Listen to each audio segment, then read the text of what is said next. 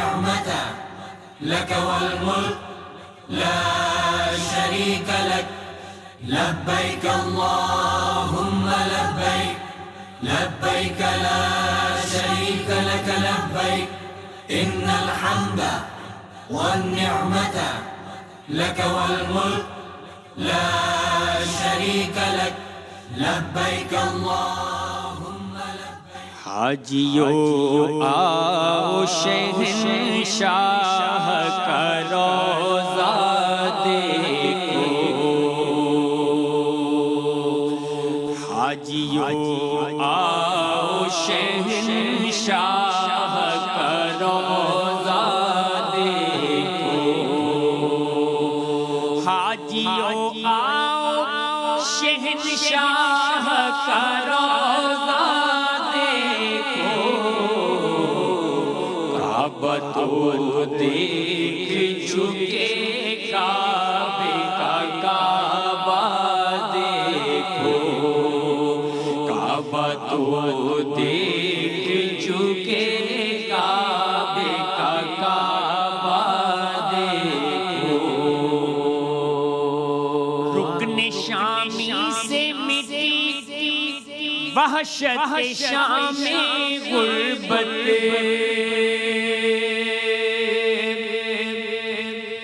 رکن شامی سے مٹی وحشت شام غربت اب مدینے کو چلو صبح دلارا دیکھو مدینے کو چلو صبح دلارا دیکھو کعبہ تو دیکھ چکے کعبے کا کعبہ دیکھو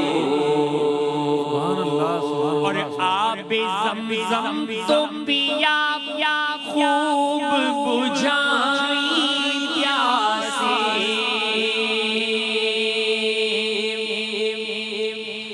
آب زمزم تو پیا خوب بجھائی پیاسے آؤ جود شہ کوثر کا بھی دریا دیکھو آؤ جود شہ کوثر کا بھی دریا دیکھو کعبہ تو دیکھ چکے کعبے کا کعبہ دیکھو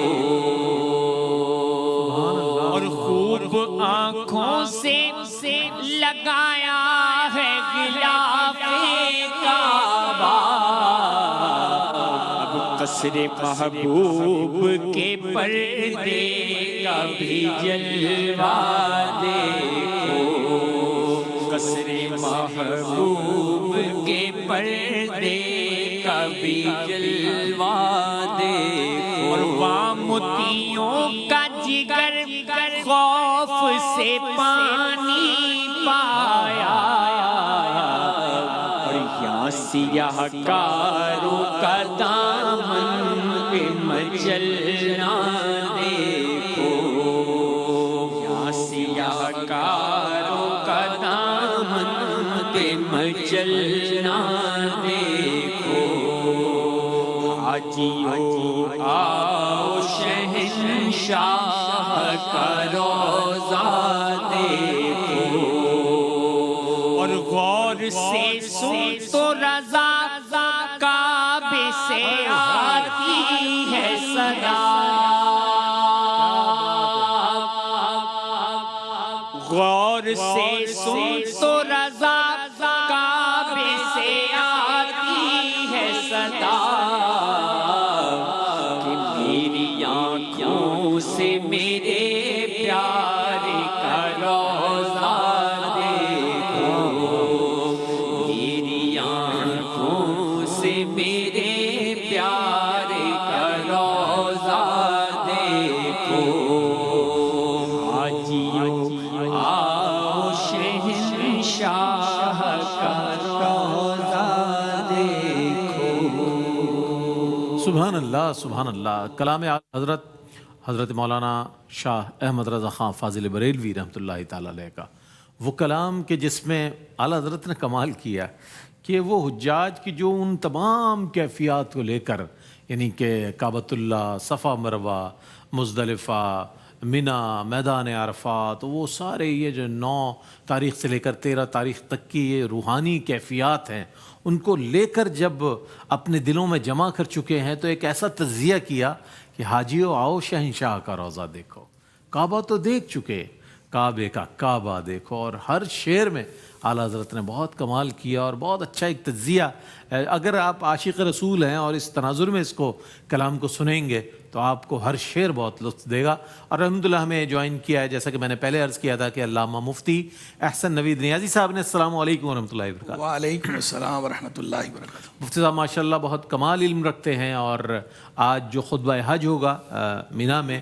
مسجد نمرہ سے جو پیش کیا جائے گا، وہ اس کا ترجمہ انشاءاللہ یہاں سے نشر کیا جائے گا، جسے قبلہ مفتی صاحب بیان فرمائیں گے. میدان عرفات میں اس وقت لاکھوں لوگ موجود ہیں جو کہ اس وقت گریہ و زاری کے عالم میں ہیں. آپ ہماری اسکرین پر بھی وہ مناظر دیکھ رہے ہیں اور دنیا بھر میں یہ مناظر دیکھے جا رہے ہیں. ظاہر ہے یوم الاکبر ہے، یوم العظم ہے، حج کا رکن اعظم ہے. کتنا بڑا دن ہے کہ آج مغفرت ہی مغفرت ہے، انعام ہی انعام ہے. آج جہنم سے آزادی کے پروانے جاری ہو رہے ہیں. تو ایسے میں ہم جب اللہ اور اس کے رسول کا ذکر کر رہے ہیں تو کیا ہی ہمارے لیے اللہ کی دروازے، یقیناً ہمارے لیے اللہ کی رحمت کے دروازے کھلے ہوں گے. اور علامہ مفتی سید زیغم علی شاہ صاحب گردیزی تشریف لائے ہیں. آپ کا خیر مقدم ہے. السلام علیکم ورحمۃ اللہ وبرکاتہ. اچھا مفتی صاحب، آپ دونوں کی میں توجہ حاصل کرتے ہوئے اور مفتی صاحب سے یہ سوال کرنا چاہوں گا کہ وقوف عرفہ جو کہ آج کا دن ہے، حج کا رکن اعظم ہے، اس کی حکمت کے حوالے سے، اہمیت کے حوالے سے کیا فرمائیے گا؟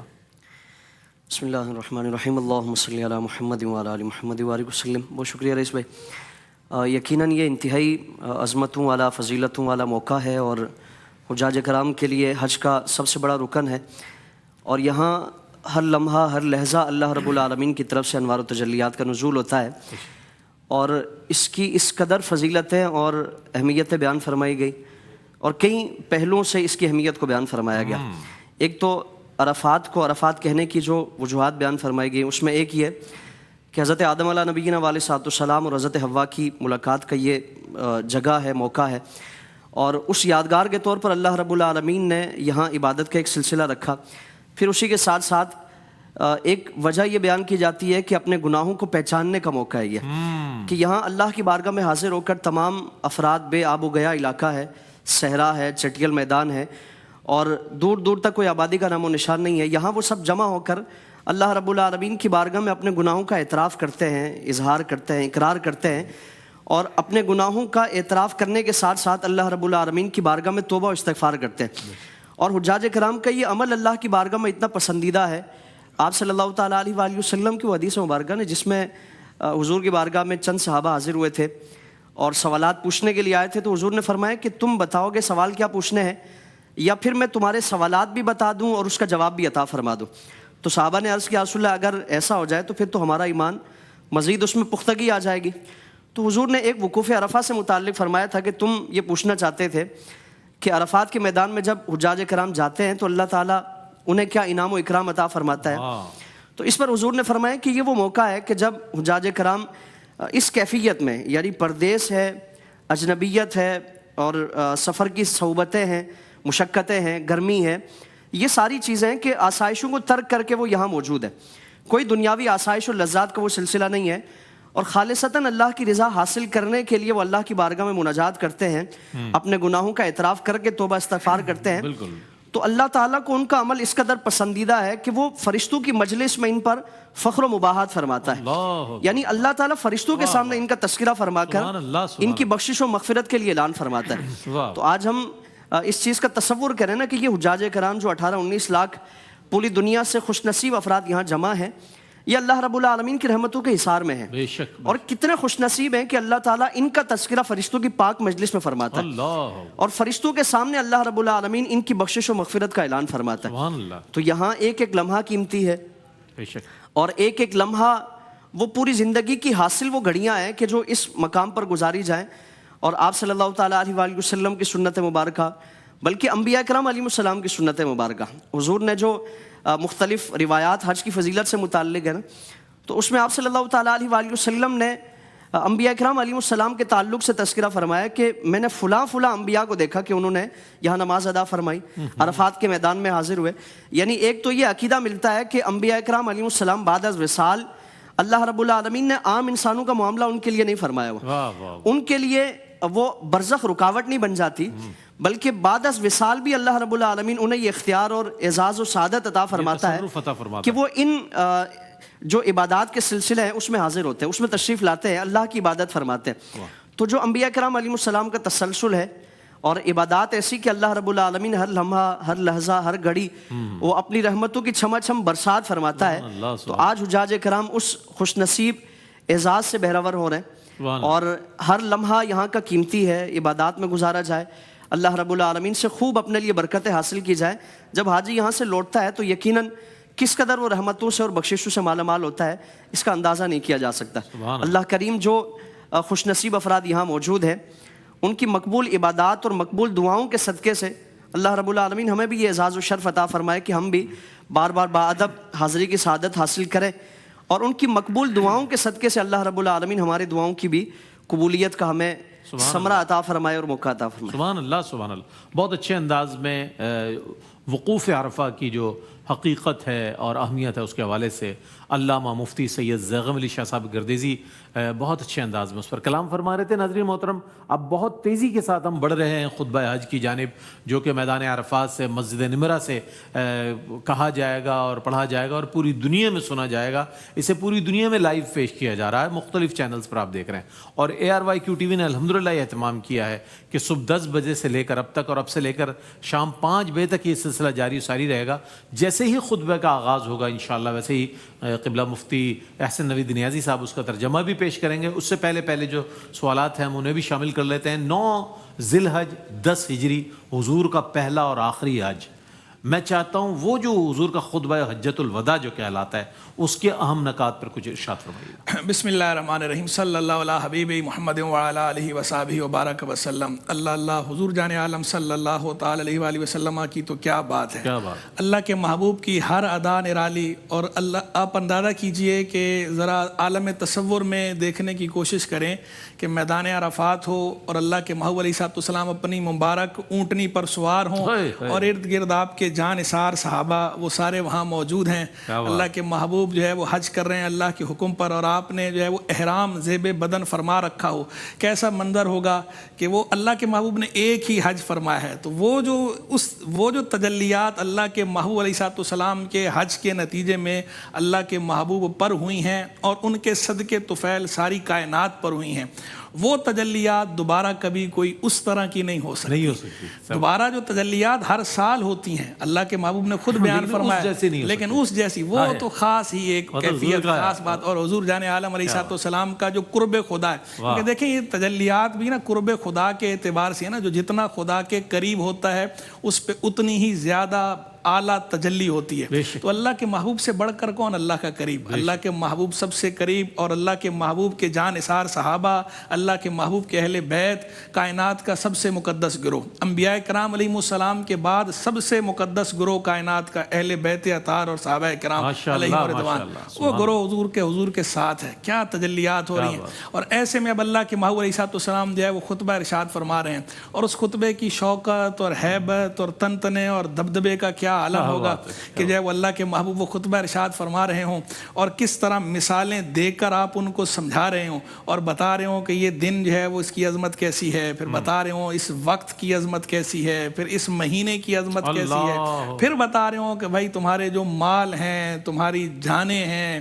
تمہاری آبرو ہے، وہ تم لوگوں پر اسی طرح حرام ہے ایک دوسرے پر جیسے یہ دن حرمت والا ہے، جیسے یہ جگہ حرمت والی ہے، جیسے یہ مہینہ حرمت حرمت والا ہے۔ یہ اللہ کے محبوب نے کیسے دل نشین انداز میں سمجھایا، بتا دیا کہ مسلمان کی آبرو ریزی بھی حرام ہے، مسلمان کا مال بغیر کسی جائز وجہ کے، بغیر کسی صحیح شرعی عذر کے مسلمان کا مال جو ہے وہ ہتھیانا بھی جائز نہیں، وہ بھی حرام۔ اور مسلمان کی جان، تو جان سے تعرض تو یعنی اوپر کا مرحلہ ہے نا، نیچے کی بات کہ جب مسلمان کا مال آپ نہیں لوٹ سکتے، مسلمان کی آبرو ریزی نہیں کر سکتے، تو جان ہے، تو مسلمان کی جان سے بھی آپ تعرض نہیں کر سکتے۔ ہاں، تعرض کی صورت کون سی ہے؟ وہ جو قصاص جو شریعت نے رکھا ہے، جو شریعت کا حکم ہے قصاص، اور اس قصاص میں زندگی رکھی گئی ہے، وہ قصاص ہوگا قصاص کے موقع پر۔ ادروائز بغیر، یہ جو میں نے کہا نا شرعی عذر میں نے اسی لیے لفظ استعمال کیا کہ ویسے مال آپ کسی کا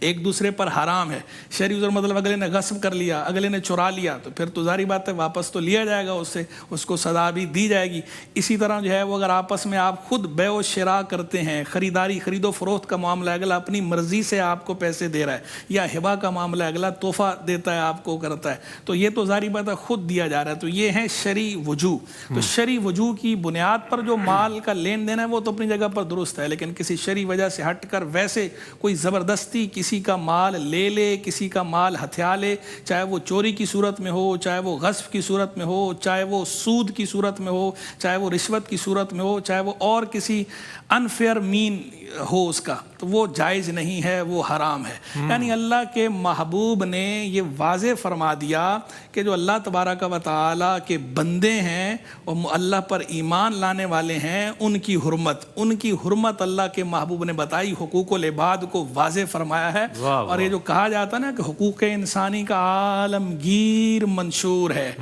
یہ جو ہے وہ انٹرنیشنل مینیفیسٹو ہے، یہ جو یونیورسل کہ اللہ کے محبوب نے، یہ باقی منشور بعد میں بنے ہیں، لیکن اللہ کے محبوب نے وہ آج سے جو ہے 1500 سال پہلے 1447 سنہ ہجریہ 10 سنہ ہجریہ میں اللہ کے محبوب نے جب حج کیا تھا، اس وقت صدیوں پہلے آپ نے یہ منشور عطا فرما دیا تھا۔ لیکن فرق کیا ہے کہ وہ جو منشور ہے وہ منشور اللہ کی طرف سے دیا گیا ہے، اللہ کے رسول نے بیان کیا ہے، اللہ کی طرف سے اپرووڈ ہے۔ باقی جو لوگوں کے منشور ہیں، ان منشوروں کو اگر آپ غور سے پڑھیں گے تو اس کے اندر آپ کو بہت سے سکم نظر آئیں گے، چاہے وہ انٹرنیشنل مینیفیسٹو ہی کیوں نہ ہو، ان کے اندر اسکام ہوتے ہیں، کیونکہ وہ انسانوں کے بنائے ہوئے ہیں، اور اس میں جو بالا 10 طبقات ہیں ان کا مفاد ہمیشہ پیش نظر رکھا جاتا ہے، جو زیریں طبقات ہے ان کو دبایا جاتا ہے، اور جو اوپر کے طبقات ہیں ان کا جو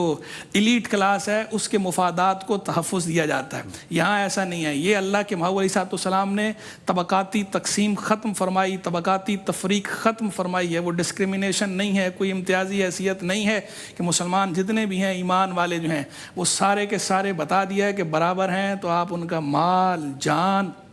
آبرو، اس سے تعرض آپ نہیں کر سکتے، اس کو نقصان نہیں پہنچا سکتے، اس کی اجازت نہیں ہے۔ اور پھر بتا دیا ہے کہ کسی عربی کو عجمی پر فضیلت نہیں ہے، کسی عجمی کو عربی پر فضیلت نہیں ہے، کسی کالے کو گورے پر فضیلت نہیں ہے، کسی گورے کو کالے پر فضیلت نہیں ہے، مگر تقوی کی بنیاد پہ بتا دیا کہ انسان سارے برابر ہیں۔ فرمایا تم سب کا باپ بھی ایک ہے، یعنی آدم، تمہارا رب بھی ایک ہے اللہ، اور تمہارا باپ بھی ایک ہے آدم، اور آدم مٹی سے بنائے گئے ہیں، یعنی مٹی کے اندر تواضع اور انکسار ہے، مٹی کی سرشت میں ہے، تو بندے کے اندر بھی آدمی میں جو آدم کا بیٹا ہے اس میں بھی تواضع اور انکسار ہونا چاہیے، تکبر نہیں ہونا چاہیے۔ تکبر آدم کے دشمن نے کیا تھا، شیطان نے، اس نے تکبر کیا تھا اور راندہ درگاہ ہوا۔ آدم جو ہے تواضع اور انکسار والے ہیں تو مسجود ملائکہ بنے ہیں، تو جو آدم کا بیٹا ہے، جو آدم کی اولاد ہے، اس کے اندر بھی آدم کا وصف ہونا چاہیے، تواضع انکسار ہونا چاہیے، تکبر سے اسے دور ہونا چاہیے،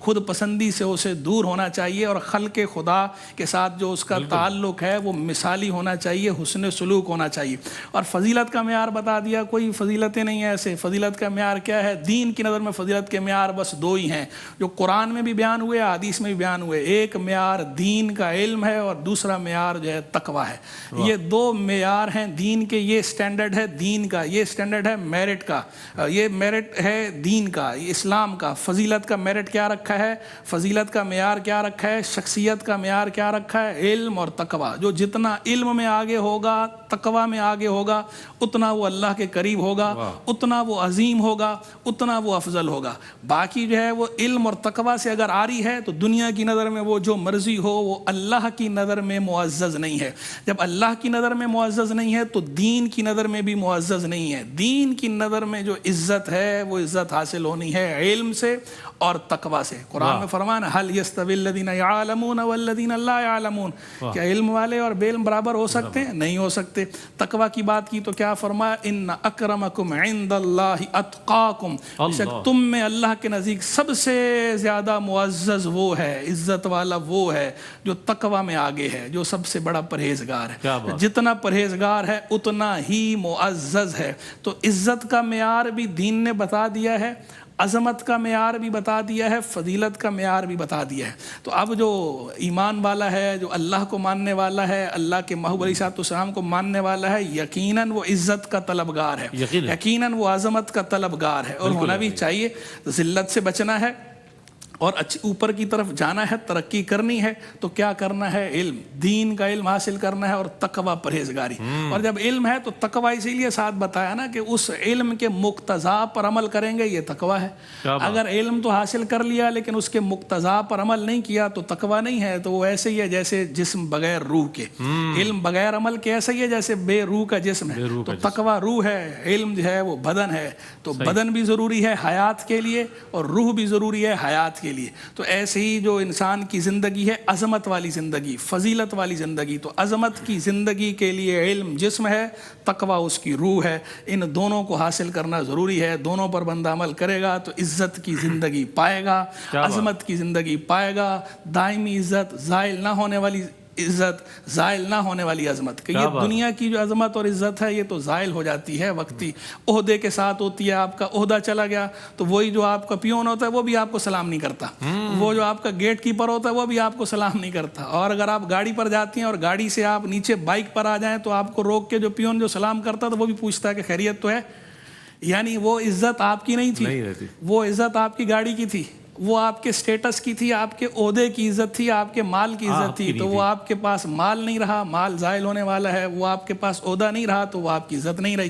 تو علم جو ہے، جو دین کا علم ہے، یہ تو زائل نہ ہونے والا. جو تقوی کی دولت ہے یہ دائمی دولت ہے، زائل نہ ہونے والی دولت. تو یہ ایسی عزت، یہ ایسی عظمت ہے کہ بندہ اس دنیا سے چلا جاتا ہے، صدیاں گزر جاتی ہیں، پھر بھی پیچھے جو ہے خراج تحسین پیش کیا جا رہا ہوتا ہے، عزت اور عظمت کے حوالے دیے جا رہے ہوتے ہیں. اللہ کے محبوب علیہ السلام، صحابہ کرام، اہل بیت اطہار، ابھی ذکر ہم کیا، صدیاں گزر گئیں، آج بھی ہم دیکھیں ان کا ذکر خیر کر رہے ہیں اور اپنے ایمان کو جلا بخش رہے ہیں. اللہ تبارک و تعالی ہمیں علم نافع اور تقوی کی دولت سے مالا مال فرمائے. آمین آمین آمین. بڑے شرح و بسط کے ساتھ اور بڑی صراحت کے ساتھ قبلہ مفتی صاحب نے ہمارے سوال کا جواب عنایت فرمایا، اور بہت سی چیزیں اس میں انہوں نے کنکلوڈ کی کہ جو ہمارے جواب سے ہمارے سوال کے ساتھ منسلک تھی. ناظرین محترم، بہت جلد ہم بڑھ رہے ہیں خطبہ حج کی جانب، اور آپ سے بھی میں گزارش کروں گا کہ ویسے تو دنیا میں رہتے ہوئے بہت سا وقت ہم ضائع کر دیتے ہیں، لیکن آج کا وقت ضائع نہ کریں. آج حج کا رکن اعظم ادا ہو رہا ہے، آج خطبہ حج ادا ہو رہا ہے، اور خطبہ حج کے لیے آپ اپنی ٹیلی ویژن اسکرین کے سامنے بیٹھ جائیں، RYQ TV آپ ٹیون کر لیں، بچوں کو بھی بٹھائیں ساتھ، بڑے بھی دیکھیں. کم از کم ان مقامات مقدسہ کی زیارت تو ہمیں ہو جائے گی، ان 15 سے 20 لاکھ مسلمانوں کی زیارت ہو جائے گی جو اس وقت جو ہے شدید گرمی کے عالم میں بھی اس وقت موجود ہیں، اور وہاں پر جو ہے خطبہ حج سن رہے ہیں، اور اس کے ساتھ ساتھ اپنی دعائیں اللہ کی بارگاہ میں پیش کر رہے ہیں. بہت مناسب موقع ہے، بہت مبارک موقع ہے، اور آج دعاؤں کی قبولیت کا لمحہ ہے. تو اس لمحے کو، اس وقت کو ضائع نہ کریں، اور اپنے لیے بھی کارآمد بنائیں، اپنے اہل و عیال کے لیے بھی کارآمد بنائیں. بلکہ میں تو یہ کہتا ہوں کہ آج کا دن اتنا بڑا ہے کہ آج کا خطبہ حج جو ہے ہر سال بڑی بڑی اسکرین پر تمام لوگوں کو دکھانا چاہیے. میچز کو دکھایا جاتا ہے، مختلف میچز کو. تو خطبہ حج ایک اتنا بڑا ایونٹ ہے ہمارا، مسلمانوں کا سب سے بڑا اجتماع ہے، مسلمانوں کا سب سے بڑا. یعنی کہ دنیا میں کوئی اس سے بڑا اجتماع ہوتا نہیں ہے مسلمانوں کا، جو میدان عرفات میں نظر آتا ہے، جو حج بیت اللہ کے موقع پر نظر آتا ہے. تو یہ امن، یہ ڈسپلن، یہ عبادت کا منظر، یہ روحانی کیفیات، اور یہ جو کچھ وہاں پر مناظر ہے، اگر وہ سب دیکھیں شاید کوئی بندہ خدا اس میں سے یہ سوچے پروردگار پوری امت پر رحم فرما، اگر اس کی دعا قبول ہو جائے تو اللہ تعالیٰ پوری امت مسلمہ پر رحم فضل فرمائے گا۔ مفتی صاحب آپ کی جانب بڑھیں گے دوبارہ سے، جیسے ہی خطبہ انشاءاللہ شروع ہو جائے گا کیا کہیے گا مفتی صاحب، میں زغم علی شاہ صاحب، کہ کس طرح وقت گزارنا چاہیے؟ آج کا بڑا مبارک دن ہے، اسے ہم معمولی نہیں سمجھنا چاہیے ہمیں، تو کیا کہیے گا ہمارے ناظرین کے حوالے سے؟ رئیس بھائی، بطور خاص یوم عرفہ کے حوالے سے آپ صلی اللہ تعالیٰ علیہ وآلہ وسلم نے عبادات کی تاکید فرمائی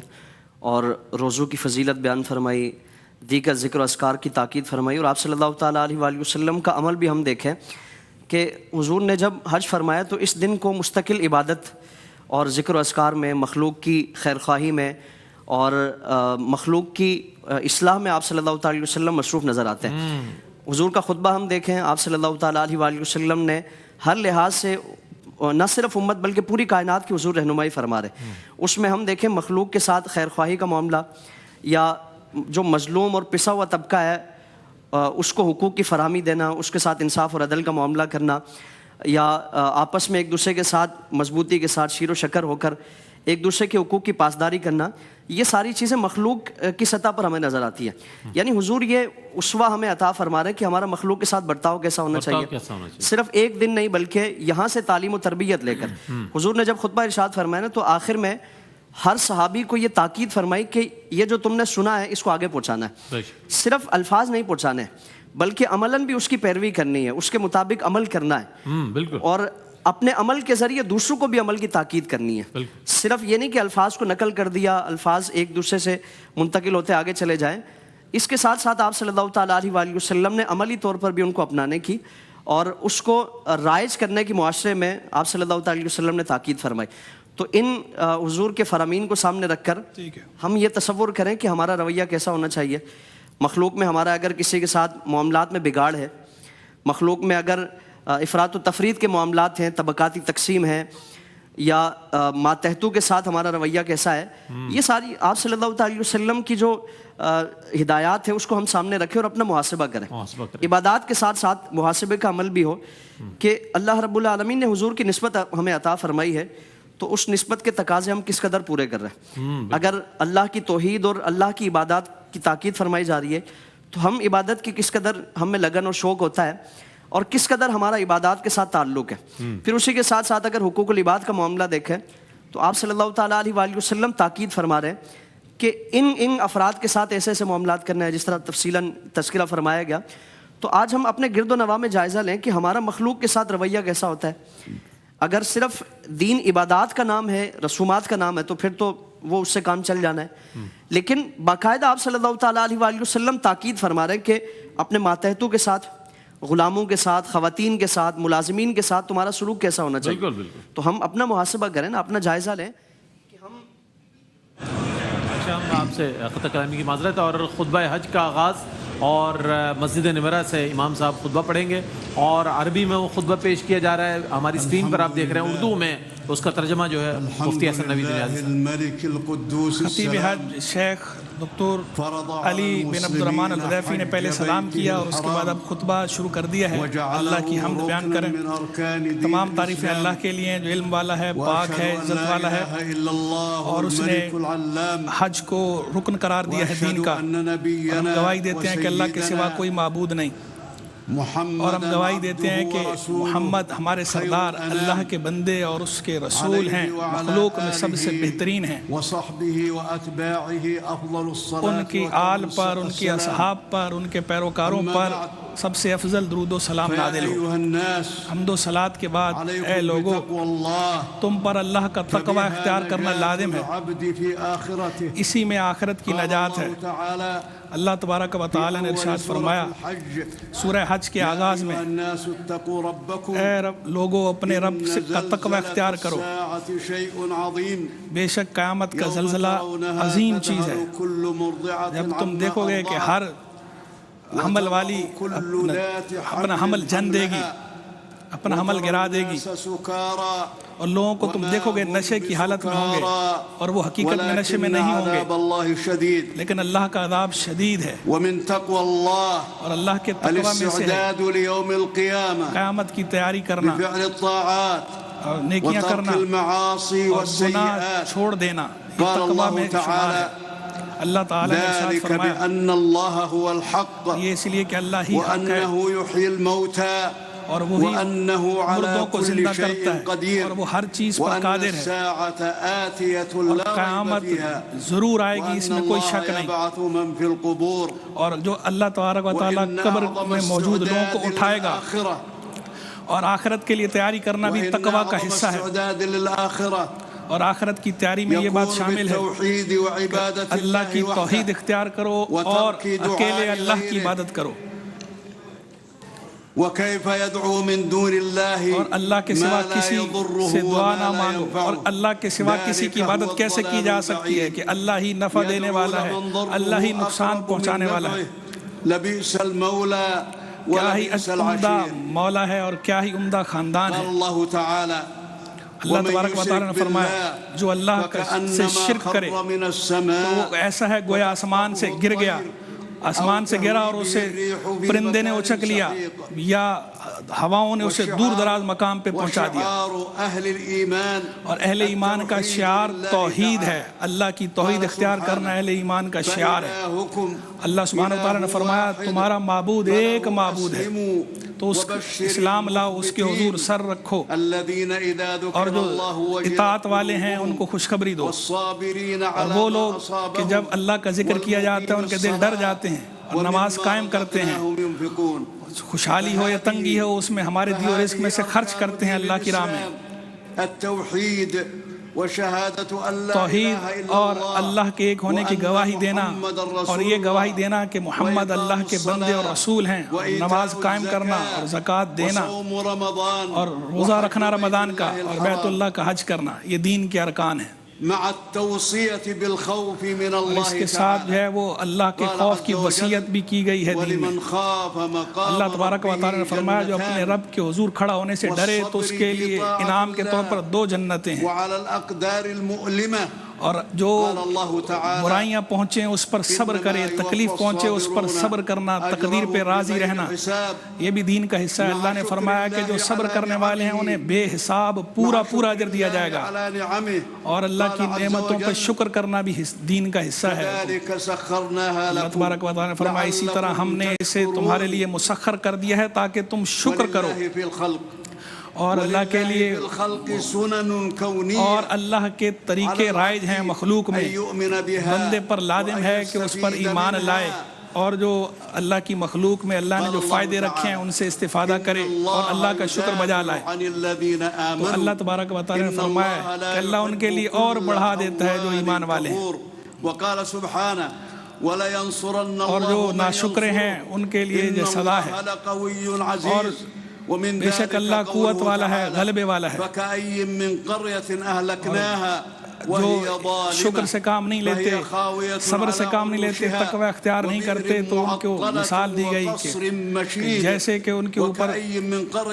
ایسی بستی ہے کہ جو بستی جو ہے ظالم بستی ہے ان کے اوپر عذاب نازل ہوا اللہ تبارک و تعالیٰ نے اپنے ابراہیم خلیل کو حکم ارشاد فرمایا امرہ بالنداء للحج آپ نے حکم فرمایا کہ جو ہے وہ لوگوں کو حج کا بلاؤ قرآن میں ہے اللہ نے حکم دیا کہ لوگوں کو حج کے لیے ندا کرو تمہارے پاس لوگ آئیں گے حج کے لیے پیادہ بھی آئیں گے اور سواری پر بھی آئیں گے دور دراز سے بھی آئیں گے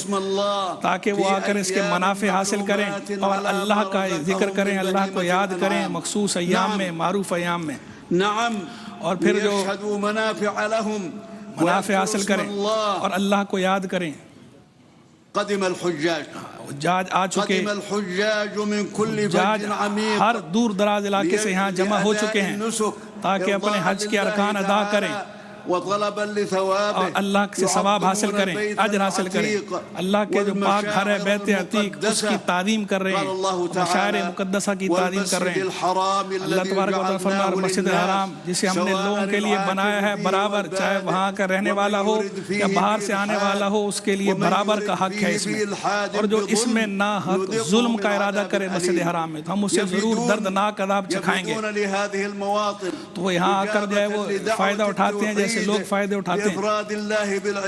اللہ کی توحید کرو اور صرف اللہ ہی کی عبادت کرو اور شرک نہ کرو. اللہ تبارک و تعالیٰ نے فرمایا کہ جب ہم نے ابراہیم کو جگہ بتا دی بیت اللہ کی اور حکم دیا کہ میرے ساتھ کسی کو شریک نہ ٹھہراؤ اور میرے گھر کو صاف کر دو طہارت والوں کے لیے، عبادت والوں کے لیے، اعتکاف کرنے والوں کے لیے، قیام کرنے والوں کے لیے، رکوع کرنے والوں کے لیے، سجدہ کرنے والوں کے لیے، تو انہوں نے ان کے گھر کو پاک کیا. تو لہذا اللہ کے اس گھر کو ہر اس چیز سے پاک رکھنا چاہیے جو اس کے قائم نہیں ہے. اور حج کے اندر کوئی جھگڑا نہیں ہونا چاہیے، کوئی سیاسی نعرے نہیں ہونے چاہیے، کوئی فرقہ وارانہ اور گروہ بندی کی باتیں نہیں ہونی چاہیے بیت اللہ میں، بلکہ جو ہے وہ اللہ کی اتباع ہو، اللہ کے رسول علیہ السلام کی سنت کی اتباع ہو اور طہارت کا اہتمام کیا جائے. ظاہری طہارت کا بھی اہتمام کیا جائے، باطنی طہارت کا بھی اہتمام کیا جائے اور وعدوں کو پورا کیا جائے، حقوق ادا کیے جائیں لوگوں کے. اللہ تبارک و تعالیٰ نے فرمایا جو اللہ کی حرمت والی چیزوں کی تعظیم کرتا ہے تو اپنے رب کے پاس یہ سب سے عمدہ اجر پائے گا، اور جو اللہ کے شاعر کی تعظیم کرتا ہے تو یہ دلوں کے تقویٰ میں سے ہے. اور حج میں مختلف مظاہر جو ہے وہ حج میں ظاہر ہوتے ہیں، تعاون کے، ایک دوسرے کے ساتھ فائدے کے اور مسلمانوں کی سوسائٹی کے فائدے کے، اور الگ الگ زبانوں کے لوگ، الگ الگ رنگوں کے لوگ، قوموں کے خطوں کے یہاں جمع ہوتے ہیں اور آپس میں ایک محبت کرنے والے بھائیوں کی طرح جمع ہوتے ہیں اور یہاں فائدہ اٹھاتے ہیں. تو یہاں اپنا اور وہ محتاج کو بھی کھلاتے ہیں، محتاج کو، فقیر کو کھانا کھلاتے ہیں، اور سچ بولنا چاہیے، اپنے قول میں بھی اور افعال میں بھی سچا ہونا چاہیے. اللہ تبارک و تعالیٰ نے فرمایا کہ جھوٹی بات سے بچو. عرفات کے موقع پر، یہاں عرفات کے موقع پر اللہ تبارک و تعالیٰ اے حاجیوں تم پہ اللہ تبارک و تعالیٰ فخر فرما رہا ہے فرشتوں کے سامنے. یہ بڑا عظیم موقف ہے، عظیم جگہ ہے جہاں تم موجود ہو. اور اسی دن کے لیے اللہ نے فرمایا تھا کہ میں نے آج کے دن دین کامل کر دیا اور تم پہ اپنی نعمت تام کر دی اور تمہارے لیے اسلام کو بطور دین کے چن لیا. تو اپنے نبی علیہ السلام کی سنت کی اتباع کرو. انہوں نے یہاں پر ظہر اور عصر کو جمع کیا اور قصر کے طور پہ نماز پڑھی. پھر اس کے بعد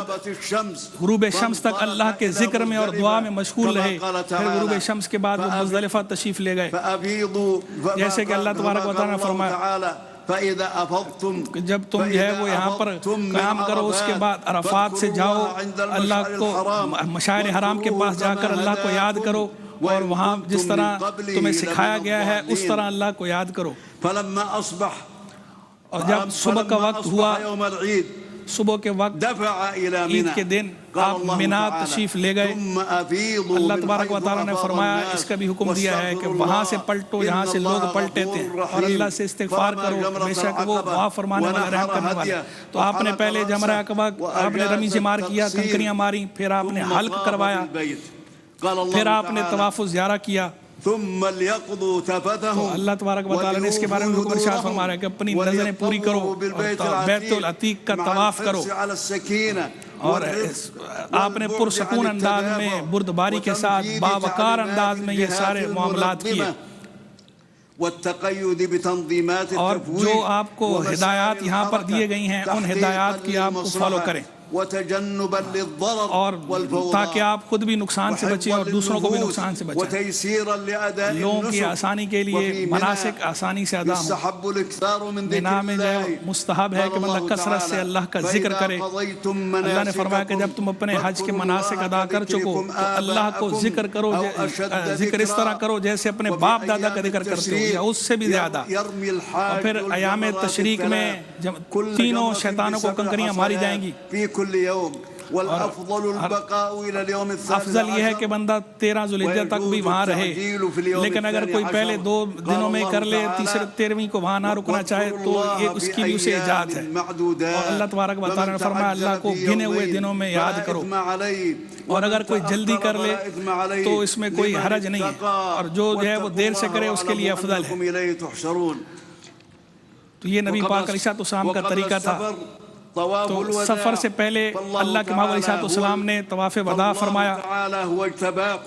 وما جعل عليكم اللہ تبارک و تعالیٰ نے فرمایا کہ اللہ نے دین میں تمہارے لیے کوئی تنگی نہیں رکھی، اور یہ تمہارے باپ ابراہیم کا دین ہے، اور تم سے پہلے اسلام کا نام تمہیں عطا فرمایا گیا، مسلمان کا نام تمہیں عطا فرمایا گیا، اور اللہ کے محبوب علیہ السلام